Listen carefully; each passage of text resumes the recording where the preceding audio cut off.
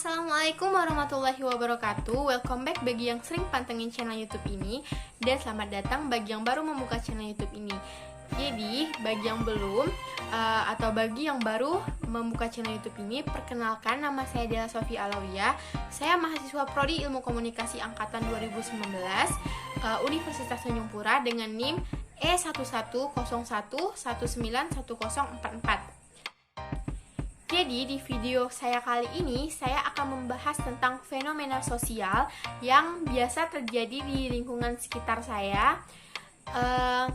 Kemudian saya akan mengkaitkan fenomena sosial tersebut dengan salah satu materi psikologi sosial. Jadi di video saya kali ini, saya akan membahas fenomena sosial yang saya berikan judul dengan saling bergandengan selama pandemi virus corona.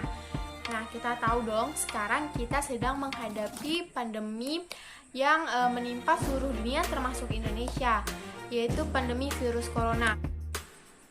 Virus corona ini sudah memakan korban hingga jutaan, dan virus ini sudah menyebar hingga hampir seluruh dunia termasuk Indonesia. Dan virus ini diduga pertama kali terdeteksi di daerah Wuhan di Cina. Jadi, seorang dokter dari Cina yang bernama Li Wenliang mengatakan bahwa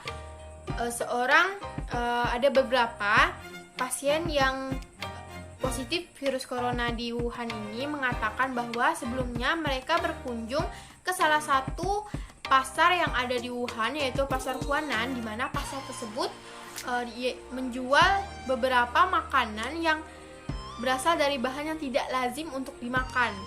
Salah satunya adanya olahan masakan seperti dari ular, kelelawar, dan lain-lain. Hal ini diyakini sebagai salah satu penyebab munculnya virus corona di Wuhan, Cina.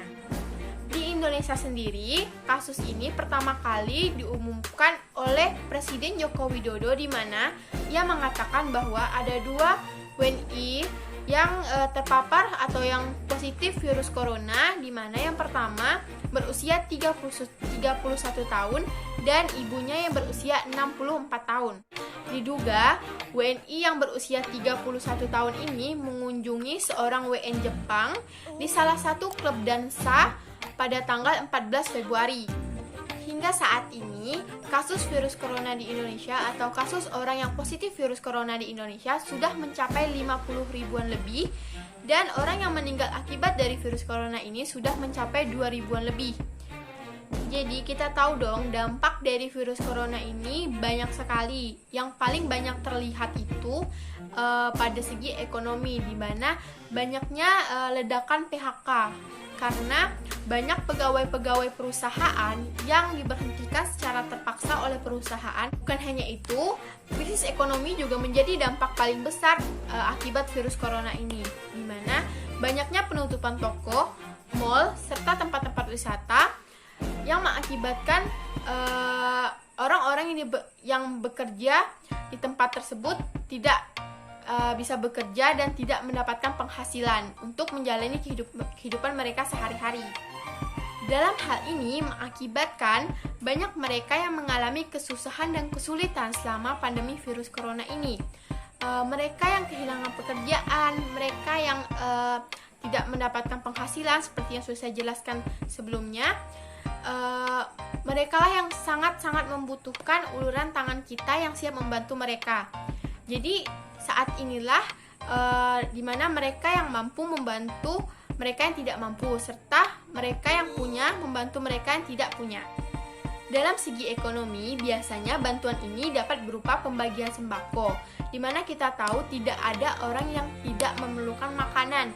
Makanan dibutuhkan setiap orang setiap harinya, sehingga membantu dalam segi ekonomi sangat-sangat dianggap penting untuk membantu mereka yang kesusahan tadi, agar tidak terjadi kelaparan di tengah pandemi yang melanda negeri kita. Untungnya, pada saat ini masih banyak sekali orang baik yang ingin membantu mereka, di mana banyak kita lihat seperti artis, influencer, pejabat tinggi yang mau turun tangan atau mau turun langsung dalam bergotong royong membantu mereka yang mengalami kesusahan. Bukan hanya influencer atau artis-artis saja yang melakukan itu, pemerintah juga melakukan dengan memberikan dana ke desa-desa untuk dibagikan keluarganya. Biasanya bantuan yang diberi pemerintah berupa sembako, yaitu bisa berlangsung berupa bentuk beras atau bahan pokok lainnya, ataupun dalam bentuk uang. Nah, nanti mereka lah yang akan membeli setiap kebutuhan yang mereka ingin gunakan dengan uang yang diberikan oleh pemerintah tersebut. Bantuan dalam bentuk lain, jadi bantuan itu tidak hanya bisa diberikan dalam bentuk segi ekonomi kepada mereka yang kurang mampu, tapi bantuan juga bisa kita berikan kepada tim medis dalam melakukan penanganan perlawanan terhadap virus corona ini.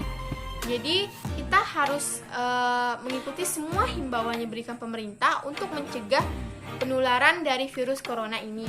Hal ini bisa membantu para tim medis dalam melawan virus corona agar mereka tidak terbebani dengan banyaknya pasien-pasien yang positif virus corona. Jadi banyak sekali orang yang mengatakan bahwa tim medis itu adalah garda terdepan dalam melakukan perlawanan virus corona.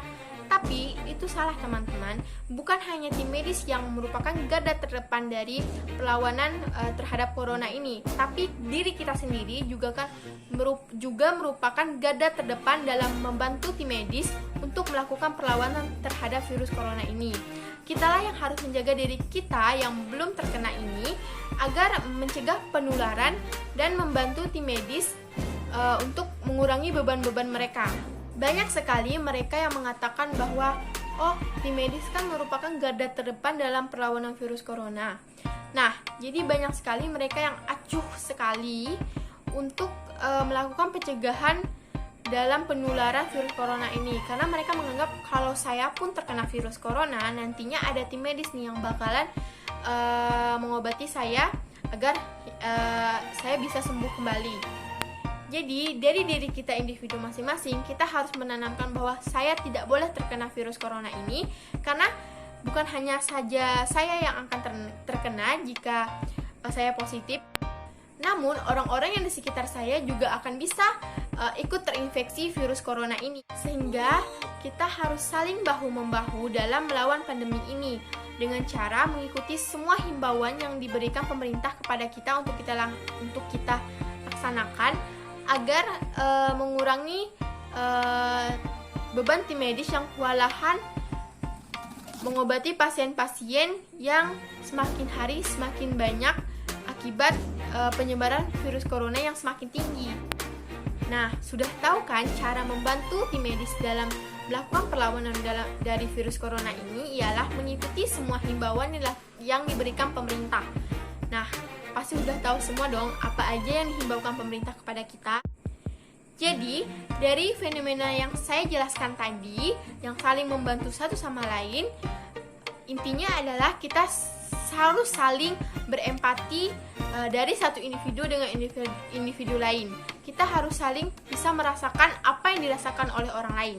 Seperti yang saya jelaskan, kita membantu orang-orang yang tidak mampu. Kita akan merasakan bagaimana jika kita yang dalam keadaan kesusahan atau kesulitan, sehingga kita akan juga bisa merasakan bagaimana rasanya mereka yang kekurangan akibat virus corona ini, dan juga membantu para tim medis. Jadi kita merasakan bagaimana jika kita yang menjadi tim medis tersebut, kita yang menolong orang yang langsung bersentuhan dengan orang-orang yang sudah positif.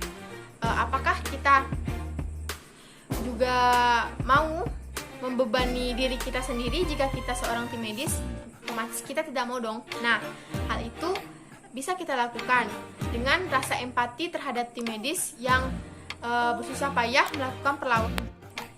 Menurut Hardiawan, teori empati dalam psikologi yaitu kemampuan untuk mendengar dari sebuah sikap perseptif atau siap menerima masukan ataupun umpan balik dengan sebuah sikap yang positif.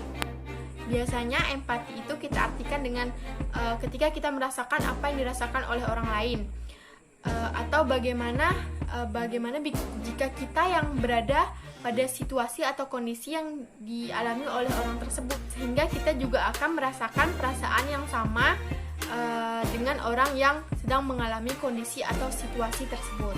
Jadi, proses dari empati sendiri ada 3, yaitu membayangkan diri dalam keadaan individu lain. Yang kedua, yaitu membandingkan sebuah sikap diri sendiri dengan sebuah sikap yang dialami oleh individu lain. Dan yang ketiga, yaitu mengambil kesimpulan-kesimpulan dari sebuah sikap individu lain dan membandingkannya dengan reaksi khayal apabila berada dalam kondisi atau keadaan yang dialami individu lain.